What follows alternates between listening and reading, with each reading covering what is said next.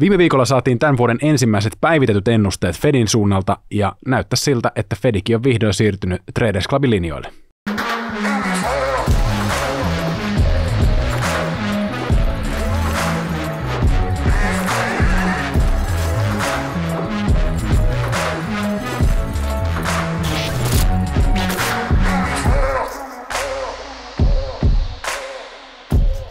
Tervetuloa taas Traders Clubin pariin. Täällä Jukka ja meikäläinen taas jälleen kerran keskustellaan osakemarkkinoista ja siitä, että miten me saadaan susta parempi treidaaja.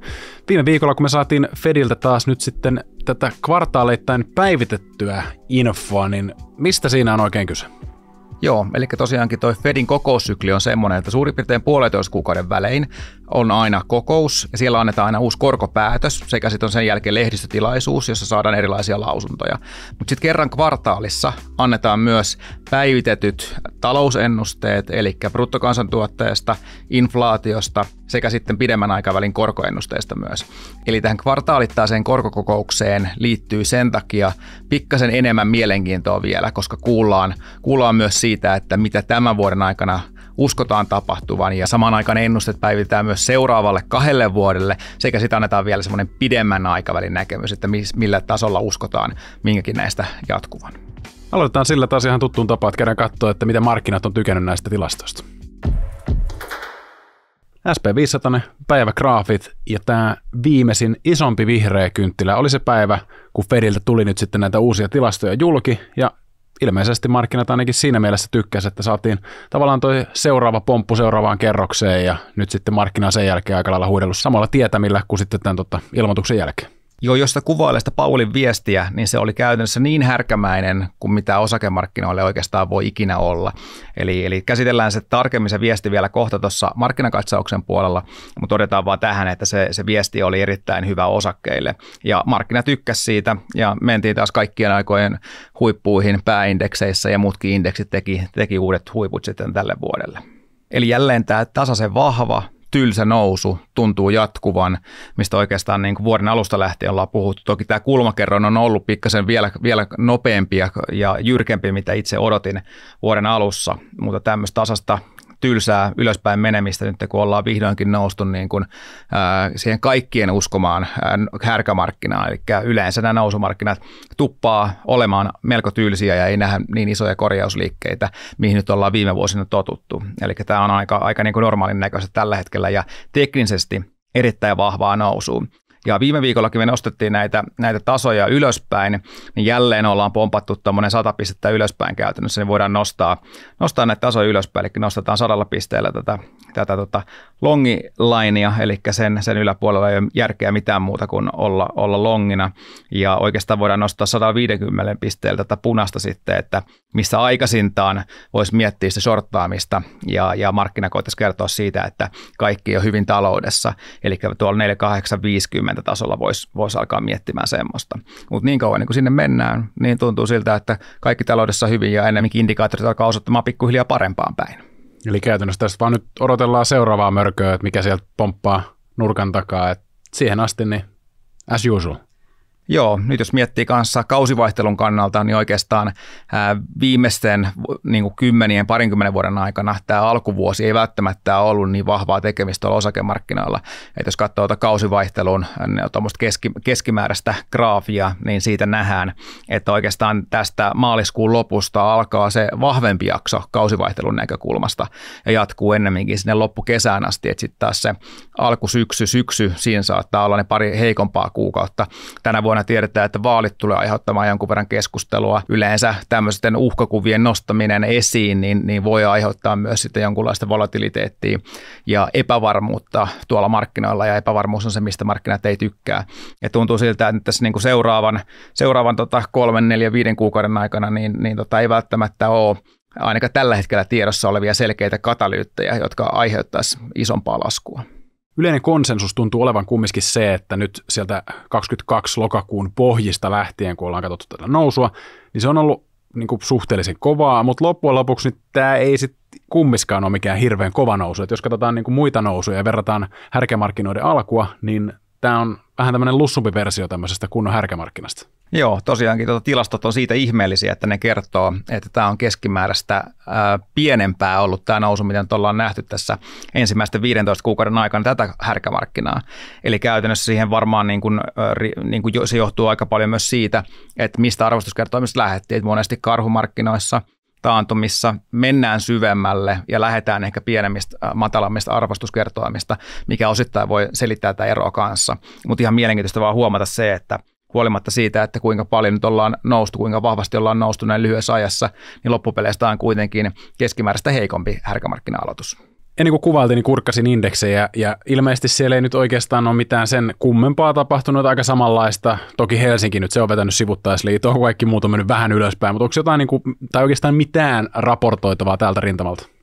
No jos katsotaan yksittäisiä osakkeita, niin silloin löytyy aina liikkeitä. Eli Nvidiallahan kuitenkin prosentuaalisesti liikkeet on ollut aika isoikin tässä viimeisen viikon aikana. Et jos kurkkaa vaikka, että miten paljon ollaan noussut tuolta viime tiistain pohjasta tuohon maanantain huippuun, niin kuitenkin tuommoinen vähän alle 14% aika isoja liikkeitä siinä mielessä. Eli täälläkin tämä supervahva nousutrendi jatkuu, ja Nvidiallahan oli tuossa viime viikon maanantaina tuommoinen iso vuosittainen konferenssi, jossa tämä nahkatakkinen Jensen Huang piti tuommoisen parin tunnin keynote speakin ja käytännössä kertoi kaikista uusista tuotteista, mitä on tulossa, ja kertoi, miten Nvidia ja sen tuotteet tulee mullistamaan maailman ja tekoälyn kehityksen tässä seuraavan vuoden ja seuraavien vuosien aikana. Ja siinä on kyllä kova myyntimies, pitää sanoa. Itsekin katsoin sen puheen kokonaisuudessaan, ja huimia asioitahan siellä on tulossa, ja tekoäly tulee olemaan kyllä niin kuin merkittävä tekijä tulevaisuudessa, ja varmasti on jo tällä hetkellä niin kuin tiettyjen yhtiöiden kohdalla nähdään se,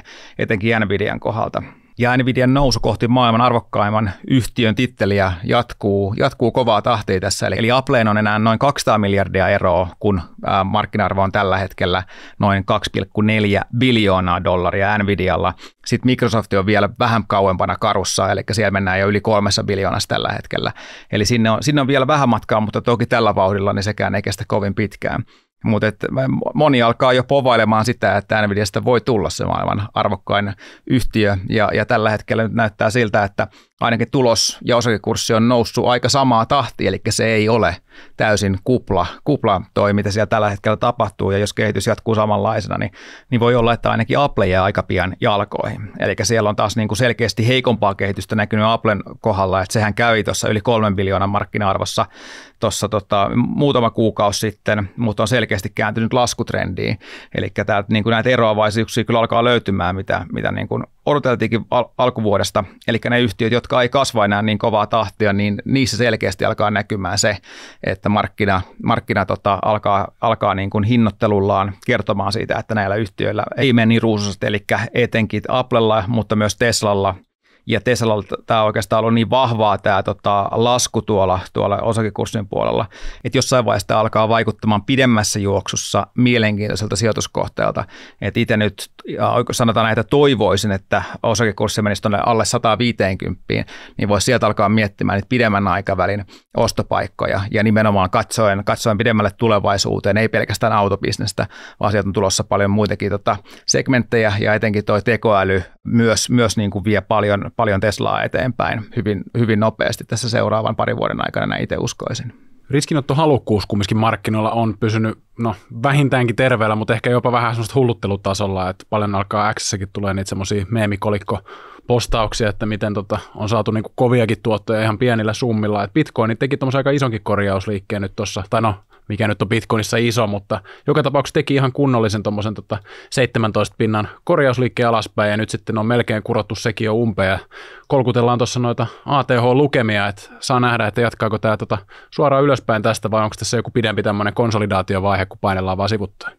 Joo, tästä taitaa olla semmoinen kuukauden päivät enää tuohon halvingiin, eli siinä se lohkopalkkio puolittuu ja uusia bitcoineja tulee puolet vähemmän enää markkinoille siitä eteenpäin, eli se on ollut yleensä aika semmoinen mielenkiintoinen kohta bitcoinissa ja harvoin kurssi on hirveästi sitten lasketellut sen jälkeen, eli täälläkin niin kuin selkeästi riskinottohalukkuus näkyy ja nousutrendi on erittäin vahva ylöspäin, että en tiedä mikä tämän tässä vaiheessa rikkoisi kovinkaan vahvasti, eli aina voidaan mennä hetken aikaa sivuttaa ja bitcoinissa usein ollaan nähty niitä 20%, 30% korjausliikkeitä, jotka nopeasti ostetaan umpeen silloin, kun Bitcoin on siinä vahvassa nousutrendissä, missä tällä hetkellä näyttää olevan. Ja saa nähdä, että jos se samanlainen inflow noihin Bitcoin ETFiin jatkuu, sehän on ollut ihan huimaa, minkä kokoisia rahasummia sinne valuu koko ajan pikkuhiljaa instikkapuolelta, niin jos se jatkuu ja samaan aikaan myös tämä uusien bitcoinien ilmestyminen tai louhiminen, kun se vähenee, niin siinä tulee taas tämmöinen niin kuin kysyntä-tarjonta epäbalanssi. Että se, että jos kysyntä jatkuu yhtä kovana kuin mitä se on nyt ollut viimeiset kuukaudet tässä, niin se ainakin luulisi nostavan hintaa, mutta saa nähdä, että onko instikkapuolella yhtä paljon ostajia vielä tällä hetkellä kuin silloin, kun ne ETF tuli julki. Mutta sitten pureudutaan niihin Fedin lausuntoihin. Mitä siellä tuli julki? Eli aloitetaan tästä lausunnosta, joka saadaan aina kerran 1,5 kuukauden välein joka kokouksessa. Ja tähän tehtiin ainoastaan semmoinen muutos. Kun aikaisemmin sanottiin, että työpaikkojen lisäyksessä ollaan nähty jonkun verran heikkenemistä, vaikka se on pysynyt vahvana, niin otettiin se jonkun verran heikkenemistä pois ja sanottiin vaan, että työpaikkojen lisäys on edelleenkin pysynyt vahvana. Eli tässä ei juurikaan ollut mitään tässä varsinaisessa lausunnossa, eli kaikki mielenkiinto kohdistui nimenomaan siihen julkaisuun, missä katsotaan näitä eri talouden indikaattoreita ja myös sitä Fedin ennustetta korkojen tasosta tänä vuonna ja pidemmälle tulevaisuuteen. Eli jos katsotaan, että mikä siellä muuttui, niin aika merkittävä muutos näkyy tuossa heti ensimmäisellä rivillä, eli odotus tämän vuoden talouskasvusta, sitä nostettiin merkittävästi. Se oli 3 kuukautta sitten vain 1,4% tälle vuodelle, nyt toi reaalikasvu bruttokansantuotteessa oli 2,1%. Samaan aikaan nostettiin myös hieman noita inflaatioennusteita, eli kun aiemmin odotettiin, että toi pohjainflaatio olisi ollut 2,4% tasolla, nyt odotetaan, että se on 2,6% tasolla vuoden lopussa. Eli pieni muutos, ja se mikä tässä on erityisen merkittävää on se, että jos katsoo noita ennusteita inflaatiosta tälle vuodelle, ensi vuodelle ja vielä vuodelle 2026, niin nähdään, että Fed ei odota inflaation laskevan siihen 2% tavoitteeseen vasta kuin vuonna 2026. Eli käytännössä suvaitaan sitä korkeampaa inflaatiota useamman vuoden ajan, eikä haluta käytännössä rysäyttää sitä inflaatiota tonttiin hyvin lyhyessä ajassa. No, mutta toihan on just se, mitä sä oot ehkä täällä jo pidemmän aikaan toitottanutkin, että ei vedetä sitä kiristystä liian tiukaksi liian pitkään, jotta ei ajettaisi sitä taloutta taantumaan ainakaan väkisin. Joo, ehdottomasti, ja näyttää siltä, että Fed alkaa olemaan siinä mielessä samoin linjoilla. Että sitten kun otetaan tuota viimeisintä riviä tuolla, niin nähdään, että ne odotukset tuosta ohjauskoron tasosta on kuitenkin selkeästi alempana tuossa vuoden lopussa. Eli tällä hetkellä odotuksessa on se, että saataisiin se 3 koronlaskua, eli saman verran, mitä Fed jo silloin joulukuussa sanoi, että odotetaan. Ja koronlaskut tulee jatkumaan sitten seuraavina vuosina, vaikkakin ehkä hieman hitaammassa tahdissa, mitä sitten joulukuussa ajateltiin. Mutta joka tapauksessa nyt on niin kuin korkohuippu on nähty, ja nyt on enää kysymys siitä, että missä kuussa aletaan leikkaamaan korkoja. Ja se oli hyvä, kun Powell tosiaan tähdensi vielä lehdistötilaisuudessa, kun toimittajat kyseli kysymyksiä, että tällä hetkellä Fed näkee riskit molempiin suuntiin. Eli se, että inflaatio on tällä hetkellä vielä hieman korkeampaa kuin he haluaisivat sen olevan, mutta myös nähdään se heikkouden mahdollisuus siellä työmarkkinalla, ja kun se on toinen mandaatti, niin sitä pitää kanssa niin kuin miettiä tässä korkotason säätelemisessä. Eli ei ole pelkästään inflaatioa, mitä Fed katsoo, vaan katsotaan sitä kokonaisuutta taloudessa, ja sen takia ollaan valmiita tuomaan sitä rahapolitiikkaa vähemmän kiristävään muotoon, eli justiinsa periaatteessa se, mitä niin kuin täälläkin ollaan puhuttu. No, mutta päällisin puolihan tämä on ihan tosi hyvä uutinen osakkeelle. Eikä siinä vielä kaikki. Nimittäin nyt kun Fed on tehnyt pidempäästä QT:tä, eli käytännössä sitä oman taseensa alasajoa, niin tässä kerrottiin nyt ensimmäistä kertaa, että ollaan hyvin lähellä sitä pistettä, kun QT:tä aletaan pienentämään. Eli myös se taseen pienentäminen alkaa vähentyä, mikä käytännössä tarkoittaa sitä, että nykytilanteeseen verrattuna se likviditeetti periaatteessa paranee, koska sitä ei enää vedetä markkinoilta pois sitä tahtia, kun sitä on vedetty nyt. Eli tämäkin on vielä positiivista osakemarkkinoiden kannalta. Ja vielä jos niin kuin miettii tästä kokonaisuudesta näistä ennusteista, niin nyt kun nostettiin sitä reaalisen bruttokansantuotteen arviota sekä sitten vielä niin kun sallitaan hieman korkeampaa inflaatiotakin, niin jos mietitään sitä niin kuin nimellisen talouskehityksen kautta, niin se tarkoittaa sitä, että se nimellinen bruttokansantuotteen kasvu olisi 4,5% tälle vuodelle. Ja kuitenkin sitten kun mennään tuonne osakemarkkinoille, siellä operoidaan niissä nimellisissä luvuissa, kun katsotaan yhtiöiden liikevaihtoa ja tulosta, niin sitä vuoden 2024 kehitys näyttää entistä paremmalta vielä siellä. Et jos niin kuin joulukuun kokouksessa ajateltiin, että se olisi 3,8% tuo nimellinen bruttokansantuotteen kehitys, niin nyt Fedin uusien arvioiden mukaan se olisi 4,5% tälle vuodelle. Eli erittäin hyvää kehitystä yritysten näkökulmasta. Ja sitten noiden inflaatiolukujen puolella, niin Fed tosiaankin näissä omissa ennusteissaankin käyttää sitä PCE-inflaatiota, jota he ennustaa. He ennustavat sitä CPI-lukua, mikä on ehkä se, mitä mediassa enemmän katsotaan. Se on myös siinä mielessä kiinnostavampi se CPI, kun se saadaan pari viikkoa aikaisemmin, niin periaatteessa sen 4 kuukauden luvut nyt tässä tapauksessa, kun eletään maaliskuuta, niin me ollaan saatu jo CPI-luvut helmikuulta, mutta PCE-luvut saadaan vasta itsestään viikon lopulla. Eli sen takia se PCE jää ehkä pikkasen paitsioon, vaikka se on periaatteessa se Fedin niin kuin tärkein luku, mitä he katsoo siellä. Ja tosiaankin tälle vuodelle ennustettaisiin, että päästäisiin tuonne 2,6% siellä PCEn puolella, missä tällä hetkellä käytännössä jo ollaan. Eli se PCE-luvun vuositason luku on selkeästi alempana kuin se CPI-inflaation luku johtuen just siitä asumiskustannuksista, koska PCE-inflaatiokorissa ne asumiskustannukset ei ole niin isolla painolla, niin sen takia se ei ole siellä yli 3% niin kuin se CPI. Mutta voidaan ensi viikolla katsoa sitä, että mitä niissä tämän viikon PCE-luvuissa sitten tulee, tuleeko siellä mitään yllätyksiä. Mutta yhteenvetona ehkä tuosta Fedistä voisi sanoa, että ei niin kuin juurikaan härkäsempiä kommentteja voi osakemarkkinoiden kannalta sanoa, että korolaskuja on tulossa, vaikka inflaatio onkin hieman korkeampaa kuin ehkä toivoisi, ja kaikki, jotka inflaatiota on nyt pelänneet ja odottaneet, että Fed ei tule liikkumaan, niin Fed sanoo, että tullaan liikkumaan niin kuin me 3 kuukautta sitten sanottiinkin. Ja samaan aikaan vielä aletaan pikkasen niin kuin sitä likviditeettiä tuomaan sitä kautta, että ei enää tasetta vähennetä niin paljon kuin aikaisemmin. Eli tässä ei niin kuin juuri niin kuin mitään ole, mitä Fed voisi osakemarkkinoiden näkökulmasta sanoa paremmin. Eli voiko tästä nyt rivien välistä lukea, että meillä olisi käsillä jopa vähän samanlainen tilanne kuin mitä oli silloin ehkä finanssikriisin jälkeen, että ollaan saatu se kriisi taputeltua vihdoin, ja Fedikin on vihdoin sitä mieltä, että se on taputeltu, jolloin hekin on sitten siellä tavallaan osakesijoittajan puolella tässä hommassa, jolloin osakemarkkinat saattaa jatkaa nousua hyvinkin pitkään. No keskuspankit keskimäärin ovat olleet osakesijoittajien erittäin hyviä ystäviä. Ainoastaan nyt toi parin vuoden pätkä, kun meillä oli liian korkeata inflaatiota, silloin he joutu taistelemaan mandaatinsa mukaisesti sitä inflaatiota vastaan. Mutta sitten kun sitä ei enää ole, niin Fed on erittäin hyvä ystävä ja niin kun, oikeastaan aina kun tulee jotain probleemia talouteen tai osakemarkkinan puolella, niin Fed rientää apuun niin kauan kuin se inflaatio ei jatka olemista ongelmaa. Eikä tässä ratsastetaan alalla niin kauan kuin se kestää, mutta ehkä seuraava tai ei välttämättä seuraava ongelma, mikä saattaisi olla nurkan takana, mutta sillä just pidemmän aikavälin ongelma on just se, mitä viime viikolla puhuttiin, että maailman väestön kehittyminen, eli sehän me ollaan täällä Suomessa nähty, että syntyvyys pientä, joissain muissakin paikallisilla alueilla syntyvyys on pientä maailmassa, globaalistihan se on vielä kasvussa, mutta pitkässä juoksussa niin se todennäköisesti, jos ennusmerkit pitää paikkansa, niin kääntyy laskuun myös tuossa muutaman 10 vuoden päästä. Joo, tämä on kyllä niin mielenkiintoinen aihe, niin mä ajattelin jatkaa tälläkin viikolla. Tästä nimittäin on ollut viimeisen viikon aikana paljon puhetta myös suomalaisessa mediassa, koska uusia lukuja tuli justiinsa julki, ja nämä ennusteet on aika pahan näköisiä, ja itse asiassa nämä ennusteet on tässä viimeisenä vuosina muuttunut paljon pahemman näköisiksi kuin mitä aikaisemmin odotettiin, koska syntyvyys on laskenut niin paljon globaalisti, ja tämä tulee aiheuttamaan isoja ongelmia. Globaalilla tasollahan vielä mennään ikään kuin ihan periaatteessa hyvään suuntaan, kun katsotaan väestön kasvua, mutta etenkin meillä Euroopassa, Pohjoismaissa, etenkin Suomessa luvut alkaa olemaan niin matalia, että kun katsotaan yhtään pidemmälle tulevaisuuteen, niin nämä on oikeastaan ihan karseita nämä luvut. Eli eilen oli tosiaankin Hesarissa juttu, että 90 vuoden päästä suomalaistaustaisia jälkeläisiä saattaa olla enää 1 miljoona kappaletta. Eli kun vielä tällä hetkellä suomalaistaustaisia jälkeläisiä on yli 5 miljoonaa, sitten on noita ulkomaalaistaustaisia tuommoisen 500 000, niin nämä tulee niin kuin kääntymään aika nopeastikin sitten ihan päälaelleen nämä luvut oikeastaan.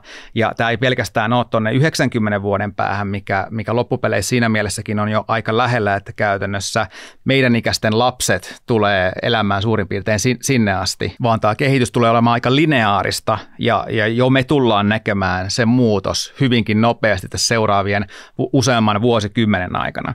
Eli jos katsoo tosiaankin tuota lineaarista kehitystä, mitä Suomeen ennustetaan suomalaisperäisille ja heidän jälkeläisilleen tällä nykysyntyvyydellä, joka on 1,25, niin toikaan ei ole varsinaisesti mikään eksponentiaalisesti niin kuin heikkenevä käyrä, vaan se on aika lineaarinen loppupeleissä. Niin ja tässä suomalaistaustaisten laskussa nimenomaan korostuu se, että kun syntyvyys on alhasta, niin se väki pienenee ihan hirveätä vauhtia. Että kysehän nyt ei ole siitä, että onko suomalaistaustaisten määrä laskussa, vaan se, että mitä täällä Suomessa asuvien määrä, miten se vähenee hirveätä vauhtia, jos tämä samanlainen trendi muuttuu globaaliksi ongelmaksi, niin sittenhän me ollaan vähän kusessa. Tällä hetkellä me ollaan Suomessa kusessa, mutta se, että jos tämä ongelma laajeneekin rutonlailla esimerkiksi vaikka Kiinaan, missä odotetaan, että väestö lähtee hirveäseen laskuun, ja se on ollut iso talousajuri maailmassa, niin mitä sitten siinä vaiheessa tapahtuu, kun yhtäkkiä sielläkin väestö vähenee? Nimenomaan tämä nykysyntyvyys Suomessa ja korostaa vaan niin kuin sitä, että minkälaisissa ongelmissa ollaan globaalisti ja tämä oikeastaan niin kertoo nimenomaan siitä, että kuinka paljon Suomi tällä hetkellä tarvitsee maahanmuuttoa, jotta voidaan millään tavalla pyörittää tätä yhteiskuntaa jatkossa. Ja Suomen kaltaisen pienen maan kohdalla tämä onnistuu. Mutta kun mennään noihin isompiin maihin, kuten Kiinaan, niin sitä ei voi paikata enää, sitä matalaa syntyvyyttä sillä maahanmuutolla, kun puhutaan semmoisista ihmismääristä ja massoista. Eli nyt jos lähdetään niin kuin tarkastelemaan tässä samaa ongelmaa globaalisti, niin kuin Kiinassakin toi väestö kääntyi jo laskuun, niin sitä ei oikeastaan enää niin kuin juurikaan pysty pysäyttämään, kun se on lähtenyt liikenteeseen, eli siihenkin periaatteessa niin toimia olisi pitänyt tehdä jo aikaisemmin, koska se, että Kiinan väestö kääntyy laskuun, tarkoittaa sitä, että se syntyvyys on ollut matalalla tasolla jo pidemmän aikaa, ja nyt ikään kuin saavutetaan vaan se lakipiste, jonka jälkeen se väestö kääntyy laskuun. Eli tässä oikeastaan nyt niin kuin Kiina sekä Eurooppa on vähän samankaltaisessa tilanteessa tuon väestön kasvun suhteen, ja niin kuin tullaan olemaan valtavissa ongelmissa jo hyvinkin lyhyellä aikavälillä, kun globaalisti katsottuna ne ongelmat on vielä vähän pidemmällä. Mutta uskoisin, että niin kuin osakesijoittajan näkökulmasta tämä tulee konkretisoitumaan jo lyhyellä aikavälillä ja väestön kasvusta puhuttaessa lyhyt aika tässä tapauksessa tarkoittaa ehkä enemmänkin 5-10 vuotta. Eli nyt jos miettii sitä, että on millään tavalla pitkäjänteisempi osakesijoittaja, niin näiden asioiden miettimättä jättäminen varmasti kostautuu pidemmässä juoksussa, jos ei ota huomioon. Koska nyt jos siirrytään tähän globaaliin mittakaavaan, niin nähdään hyvin, että miten vahva myötätuuli meillä on käytännössä ollut tässä viimeisen 100 vuoden aikana tässä globaalissa väestönkasvussa, kun samaan aikaan myös tuottavuus on kasvanut. Tässä on ne kaksi elementtiä, mistä periaatteessa se talouskasvu muodostuu. Niin nähdään, että kun otetaan tämmöinen sopiva vaaka-akseli, joka mittaa tarpeeksi pitkältä aikaväliltä tätä kehitystä, niin kuinka eksponentiaalinen se todellisuudessa on tässä viimeisen 100 tai vähän yli 100 vuoden aikana ollut. Ja niin kuin viime jaksossa puhuttiin, niin globaalisti tämä tilanne vielä niin kuin väestön näkökulmasta paranee, eli edelleenkin pysytään kasvu-uralla, koska Intia kasvaa niin nopeasti, Afrikka kasvaa, Aasia muuten kasvaa vielä nopeasti. Mutta nämäkin maat huomioon ottaen toi lakipiste tuossa globaalissa väestönkasvussa olisi niinkin lähellä kuin 60 vuoden päässä. No voiko olla, että nyt kun meillä käsiparit laskee Euroopassa, Kiinassa, isoja alueita, niin se on huono homma, mutta sitten kun meillä on tämä tekoäly, niin kuin tämä Huangi tuolla Nvidian tilaisuudessa oli puhunut, heillä on hienoja isoja juttuja tulossa, niin voiko olla, että he sitten, tai kaikki muukin tekoälytekeminen totta kai, niin nostaisi, tulisi tavallaan vastaan siinä, että kun käsiparit vähenee, niin tekoäly ottaa vähän niin kuin koppia siitä, jolloin meidän talouskasvu ei välttämättä lähdekään ihan niin rajun laskuun kuin mitä vaikka tässä graafissa on. Joo, se on jännä nähdä, että ensinnäkin, että nouseeko se työn tuottavuus ja kuinka paljon se pystyy periaatteessa niin kuin counteroimaan väestön pienenemisen vaikutusta sitten.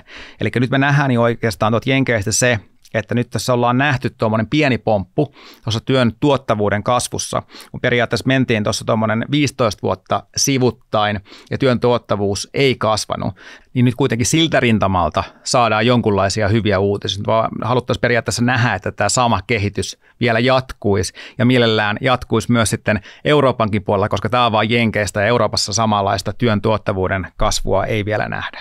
Mutta jos nyt lopuksi vielä tuodaan tämmöinen vähän abstraktimpi makrotalouskuva, joka ehkä niin kuin pidemmällä aikavälillä vielä realisoituu, niin tuonne osakemarkkinan puolelle.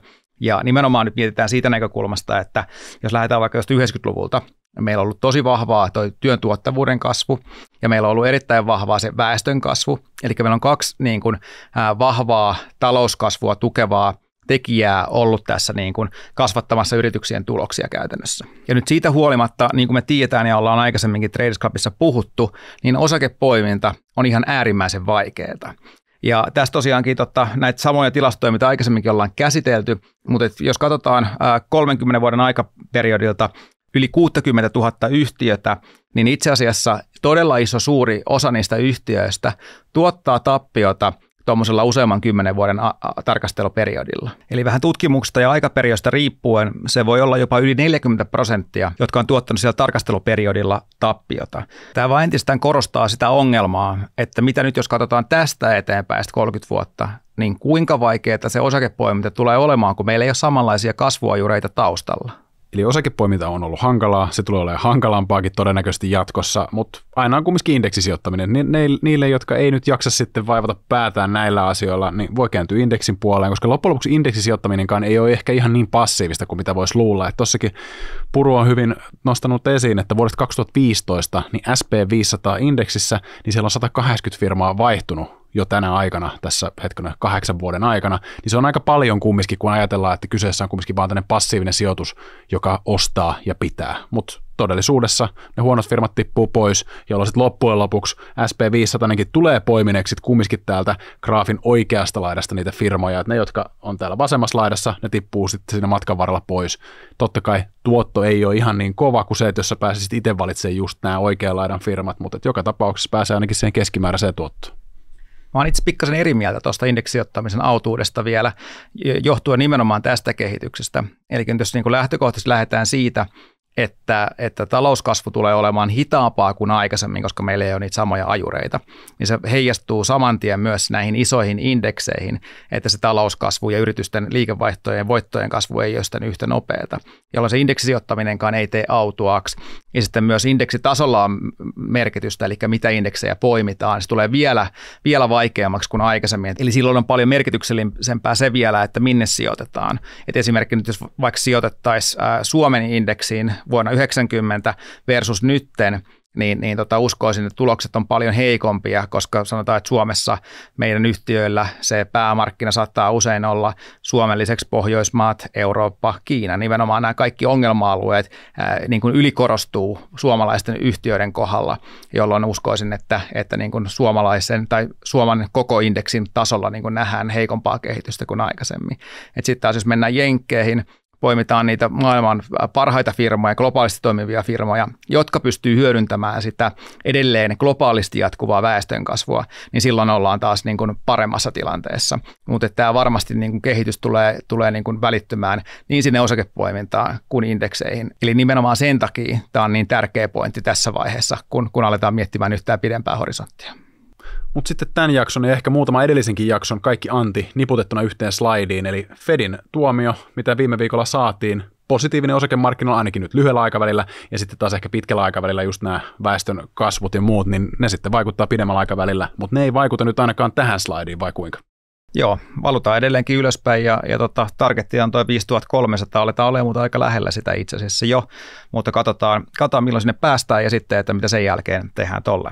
Mutta tosiaankin tärkeitä makrotapahtumia tällä viikolla perjantaina pääsiäistä huolimatta saadaan tilastoa Jenkeistä, eli PCE-inflaatiolukemat silloin ja sitten ensi viikon perjantaina erittäin mielenkiintoisia työllisyystilastoja jälleen tulossa.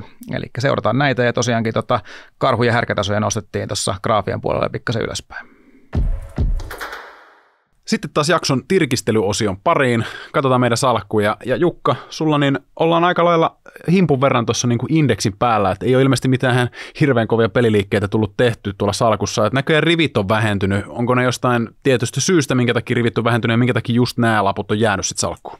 Joo, se oli ihan oikea veto lyödä salkku täyteen rivejä ennen Fediä viime viikolla. Sen jälkeen mentiin tuonne kaikki aikojen huippuihin tuolla salkkukuvaajassa, mutta sitten tuli ehkä vähän huonollakin tuurilla, sattui olemaan ruotsalainen teknologiayhtiö Smart Eye, joka teki sitten torstain perjantain välillä suunnatun annin ja siellä osake laski perjantaina aika rajusti noin 12%. Eli hyviä tuottoja, mitä Fedi toi, niin vähän huonollakin tuurilla sitten menetettiin siinä sen jälkeen. Ja muutaman rivin myyn sitten tappiollisia ja joitain voitollisia rivejä pois.